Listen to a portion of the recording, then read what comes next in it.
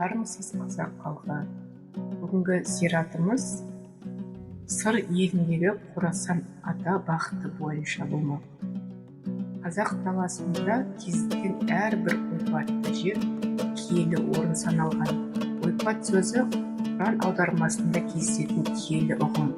Ол ой, ниет, ақжол және рухани жалғанның нүктесінде ретінде түсіндіріледі.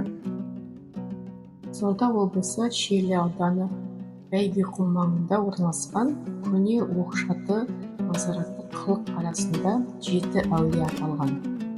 Бұл әулиелер мекенінде әр дәуірде өмір сүрген ел жадында қасиетті саналған 7 ата тарихи тұлға жерленген. Олар Оқшата, Исабыз ата, Рысқұл би, Бала би, Хайып ата, Қыш ата және Асан қайғы. Енді осы әулиелердің тарихи деректеріне үңілейік. Оқшата бұл сыр бойы халқы әулие тұтқан тұлға болған. Шын есімі кей деректерде Ибрахим шайқы, лақап аты Күкен түп деп аталған. Ал Оқшы деген атауды кейін халық қойған. Ел арасында аңыздарда Оқшата 11 ғасырда өмір сүрген.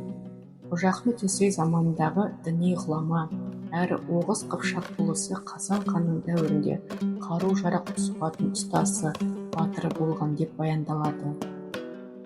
Ғалым Әуелбек Қоңыратбаевтың зерттеуінше, Оқшаты Қорқыт ата кітабындағы басты кейіпкерлердің бірі. Бұл оның тарихтағы шынайы тұлға екеніне дәлел болады. Сондай-ақ Оқшаты түркілер арасындағы ислам дінін насихаттаған діндар ретінде сипатталады. Оқшата туралы шежірелер мен фольклорлық әңгімелер өте көп. Соның бірі Оқшатаның Қалмақ ханына қарсы көрсеткен ерлігі болып табылады. Бұл аңыз бойынша жаугершілік заманда Қалмақ ханы қазақ елін билеп күн сайын бір қызды өзіне қалындық қалып отырғанда, Оқшата қарындасын алып кетуге келген ханға қарсы шығады. Егістікте жүріп, қолындағы арпаның қылтығынан оқ жасап, бұл Құдайдың жіберген оғы деп атып жібергенде, әлгі оқ ханның жүрегіне қадалып, жау қаза табады.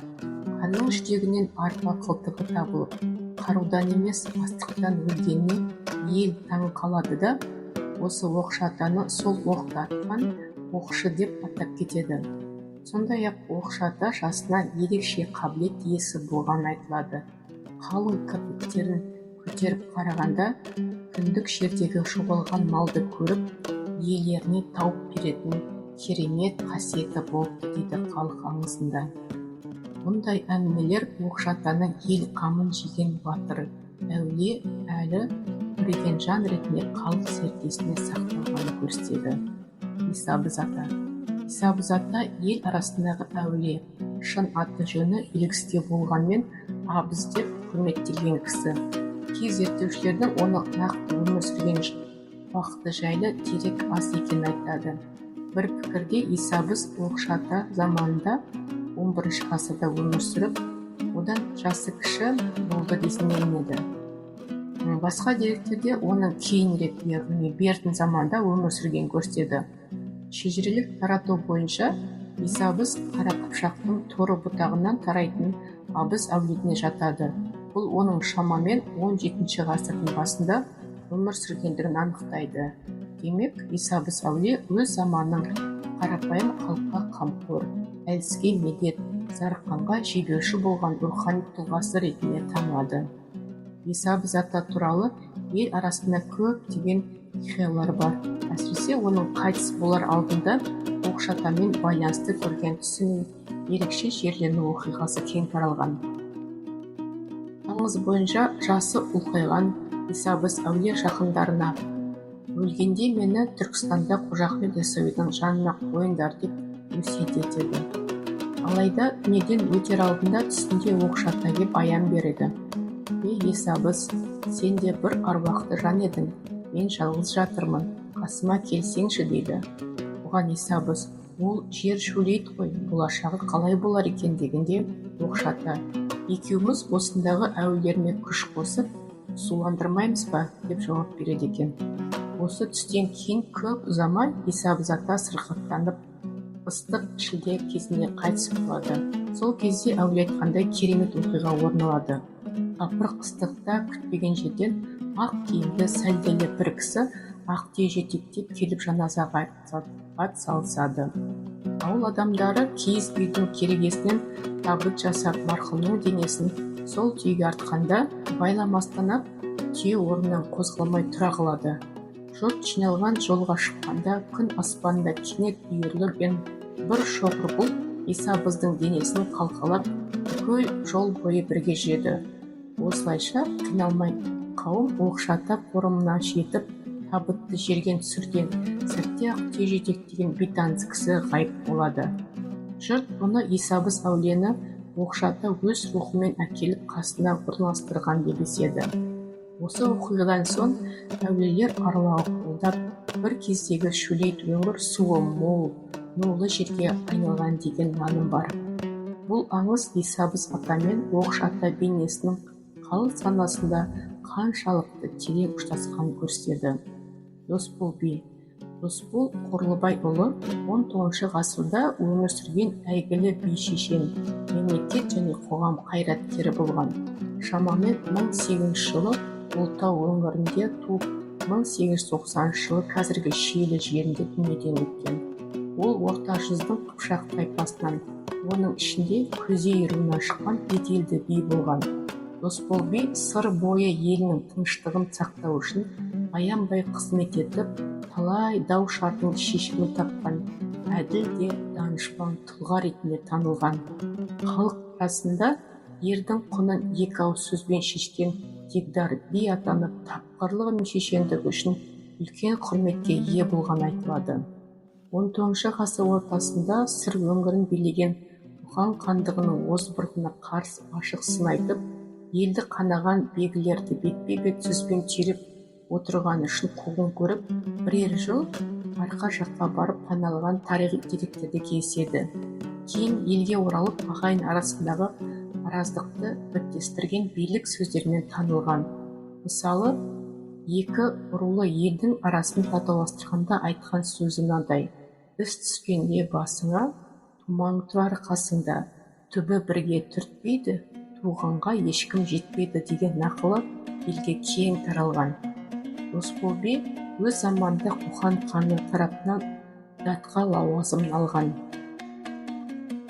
Ел аузындағы әңгіме қарағанда, Қоқан билеуші Қыпшақтардан датқа сайлау үшін Күзей руынан Тұрғынбай би мен Бұлттың руынан Арғынбай биді шақыртқанда, жасы келген бұл екі би өз орнына Досбол би мен Бала биді ұсыныпты. Сөйтіп Досбол Күзей Қыпшақтың, Бала би Бұлттың Қыпшақтың датқасы болып бекітілген екен. Бала би Бейбенбет Есенәлі халық арасында Бала би атымен мәлім. 19 ғасырда өмір сүрген көрнекті би-шешен болған. Туған жылы 1817 жылы, өзі Қызылорда облысы, Шиелі өңірінің тумасы. 1087 жылы сол өңірде дүниеден озған. Орта жүз Қыпшақтың Бұлттың руынан шыққан Бейбенбет небәрі 13 жасында әкесіне жетім қалып, ағасы Арғынбай бидің тәрбиесінде өседі.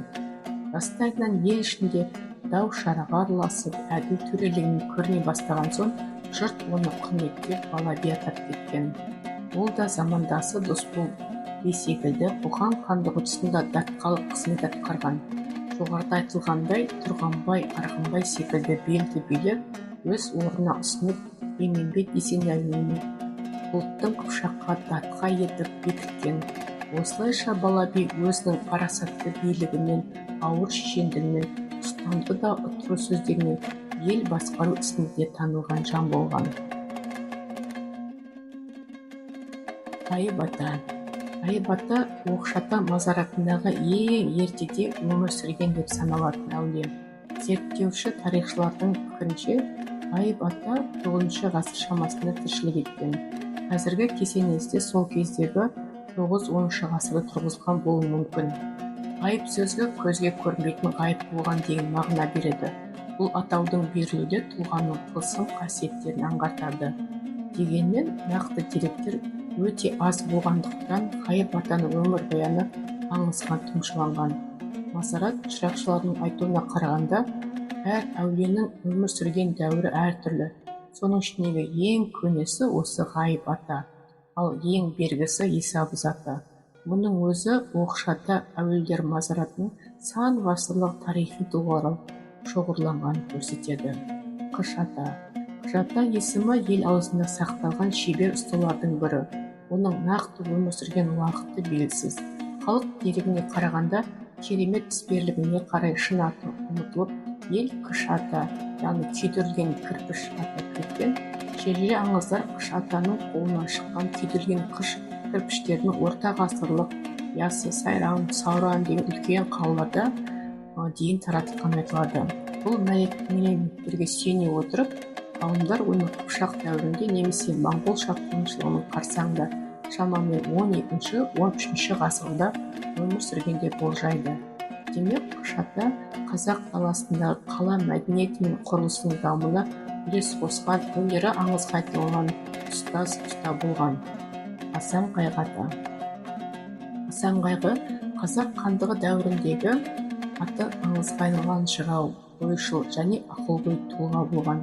15 ғасырда өмір сүрген Асан ата қазақтың алғашқы хандарының бірі, Жәнібек ханның ақылшысы, қабырғалы би ретінде белгілі болған. Шежіреде оны ұлы даланың философы деп атаған, көпті көрген абыз ретінде сипатталады. Ел аузындағы әңгімелерде Асан атамыз жел маясына мініп қазақ жерін аралап, жер иық тиген қой үстінде бозторғай жолын қалайтын жайлы қоныс іздеумен болған үшін Қайғы деген ат тіркеген деседі. Яғни халық қамы үшін қайғырған Асан, осындай тұлғалы тұлға, жер шолған кемеңгерлігі оны қазақ мәдениетінің символдық бейнесіне айналдырған. Асан Қайғыға қатысты нақты тарихи деректер аз сақталса да, оның есімі Маңғыстаудан Ертіске дейінгі жер-су атауларында сайрап жатыр. Зираттау қазақ халқы үшін жай ғана салт емес, ол намаздың рухани амалының үлкен сатысы болып табылады. Зират барысында адам қара қуаттардан арылып, иман нұрымен тазарады. Қазақ түсінігінде нұр ол жаратушының сыйы болып табылады. Бірақ адам баласы ол нұрды тікелей Алладан ала алмайды. Тек осы әулиелердің қабір арқылы жасалған амал мен тақуалығына қарай ғана алынады. Зираттағы сәуле бұл жер мен көктің тоғысуы болып табылады. Құрандағы Нұр сүресіндегі Алла көктер мен жердің нұры, оның нұры шағдан ішіндегі шамдай делінген. Келесі зиратымыз бұл Төлегетай баба мен Қылышты ата. Төлегетай баба бұл Найманның шөбересі. Төлегетай баба өз заманында қол бастаған батыр, елдің қамын жеп, бірлігін ойлаған қайраткер болған. Қазақ даласында жеке ұлыс болып қалыптасқан наймандарды Төлегетай батыр билеген. Кейіннен кіші ата руғатынан шыққан Қаракерей, Матай, Садыр, 4 ұл Төлегетайдың немерелері болып табылады. Біздің деректерге сәйкес Төлегетай баба Найманның Ақсүйектер әулетінен шыққан. Наймандар жерді бөліп алғаннан кейін Төлегетайдың үлесіне Сырдарияның сол жағалауындағы Өскен қаласы тиген. Бұл аймақтарда Төлегетай дана атанып, Қылышты батырмен танысады. Олардың достығы, құрметі мен бір-біріне деген сыйластығы ұрпақтарына үлгі болып қалды. Қылыштының әкесі атақты қажы Амаладдин, ал анасы Өскен қаласының билеушісінің қызы болған. Қылышты жігіт болғанда оған көктен аян беріледі. Көктен қылыш пен жылқы түседі. Сол кезден бастап қылышты жылқысы желден де жүйрік, ал қылышы күннің сәулесінен өткір жеңілмейтін жауынгер атанды. Келесі зиратымыз Қылауыз ата. Қылауыз ата сүйікті пайғамбарымыздың досы әрі қайнатасы болған. Қылауыз Жақып атаның лақап аты. Қылауыз деген сөздің өзі арабша сөзден бастаушы деген сөзді білдіреді.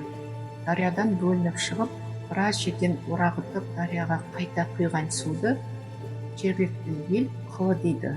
Ел аузындағы әңгімелерге қарағанда сондай суды дариядан арық арттырып, тұрғындардың егіншілікпен айналысуына мүмкіндік жасаған Жақып ата екен. Сол қылы сөзінен Қылауыз ата атанып кеткен сөзі бар. Келесі зиратымыз бұл Қорасан атаның кесенесі. Бұл Қорасан атаның кесенесі Қызылорда облысы Жаңақорған ауданы Жаңаарық ауылынан оңтүстікке батысқа қарай 20 км жерде орналасқан. Ислам дінін уағыздау мақсатымен Қорасан қаласынан сыр бойына келген Әбджалил баб мүрдесіне тұрғызылған. Әбджалил бабтың Қорасан аталуы жайлы екі түрлі дерек бар. Алғашқы деректерде шыққан қаласына орай Қорасан аталды. Келесі екіншісінде бетіндегі Қорасан дағына байланысты Қорасан деген лақап атқа ие болған деп топшылайды. Қорасан ата жайлы қазақ эпостарында да кезігеді. Алғашқы Қорасан мазарын шамамен 14-15 ғасырларда шекі қылыштан көтерген. Қорасан ата шамамен 9 ғасырда өмір сүрген. Бұл сыр бойына ислам діні мен мәдениетін таратушылардың бірі болған. Әзірет Әлінің 8-ші ұрпағы саналатын Ысқақ бабтың інісі. Осы қос ұлдың әкесі бұрынғы Шам шаһарының патшасы Әбдірахман баб өз жұмарында тағын тұңғыш ұлы Ысқаққа табыстады. Ал Әбджалил баб Йеменнің патшасы болған. Оның Қорасан ата атаның да өзіндік сыры бар. Жолда Жаңаарық ауылына оңтүстік батысқа қарай 20 шақырымда орналасқан Қасым атаның кесенесі бар. Қасым ата кесенесі 13-14 ғасырдағы архитектуралық ескерткіш болып табылады. Кесене Өгіз жылғасы бойында Құмтөбе мен Сексеуілді жерде орналасқан. Келесі зиратымыз Құттықожа сахаба. Құттықожа сахаба бұл пайғамбарымыздың заманында өмір сүрген сахаба. Исламды тарату мақсатымен Орта Азияда келген деп айтылады. Олармен бірге Ақкөсе және Майбайыр сияқты сахабалар да сапар құрыпты. Зерттеуші Патанин бұл топтың негізін түркі тану тұрғысынан қарастырып, олардың ішінен Мұқаша сахаба мен Құттықожа атты 90 адамдық атты әскердің пайғамбардың жасағына қосылғанын жазады. Одан бөлек Қорасан ата тақырыбында да Құттықожа Иранның Қорасан аймағынан Түркістанға келіп, Жаңақорған өңірінде өз тобын бастап барған деп жазылған. Құттықожа атаның кесенесі Жаңақорған ауданы Құттықожа ауыл маңында орналасқан. Бұл жер Қаратаудың етегінде бұрынғы Ленин бөлімшесінің аумағы саналатын түбінде жатыр. Кесене жақында емдік қасиеті бар Құттыбұлақ сығанағы бар. Емге байланысты халық арасында ол судың суықтығы ерекше деп айтылады, бірақ ол ерекшелігіне суықтығына қарамастан түрлі сырқаттарға көмектеседі. Жергілікті аңыздар бойынша шайқаста Құттықожа сахаба аяғын қылышпен жарақаттанып алады да әлгінде суық бұлақтың жанына келеді. Содан өмірден өткені адамдар оның басына таспен қосылған кесене тұрғызады және сол жерде мүрдесі қалатын жайлы айтылады. Зираттау қазақ халқы үшін жай ғана салт емес, ол намаздың рухани амалының үлкен сатысы болып табылады. Зират барысында адам қара қуаттардан арылып, иман нұрымен тазарады. Қазақ түсінігінде нұр ол жаратушының сыйы болып табылады. Бірақ адам баласы Сунақ ата шамамен 1080 жыл және 1160 жылдары аралығында өмір сүрген. Қожа Ахмет Яссауидің басты иманы әрі Нихая кітабының авторы болған. Ол Әбу Бәкір Сыдиқтан шыққан текті әулеттің 16 оқиябал шешен ұрпағы болған. Неліктен Сунақ деп аталады? Сунақ араб тілінен алдыңғы мағынада суына ақ, яғни ол Қожа Ахмет жолындағы жалғыздық, тазалық, адалдық символы ретінде құрметке ие болды. Сунақ ата кесенесі Сығанақ аумағында орналасқан, сыр бойында халықтың діннің сабақтың нүктесі болып саналады. Оның кесенесі 13-14 ғасырларда жатса да, кейін қайта соғылып кеңейтілген мөрге ие болды.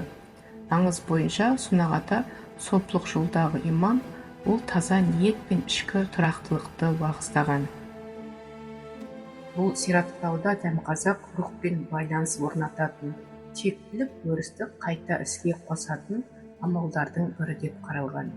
Өйткені Құранда сендерге ескертпелер келген болса, одан ғибрат алу үшін қабірлерді аралаңдар деп ескерткен. Сираттау шариғат емес, шежіре ілімі. Сираттау бұл ата-бабаның жүктеп кеткен аманатын еске алу, олардың рухына дұға арнау, ақыретпен байланысты тірілту болып табылады.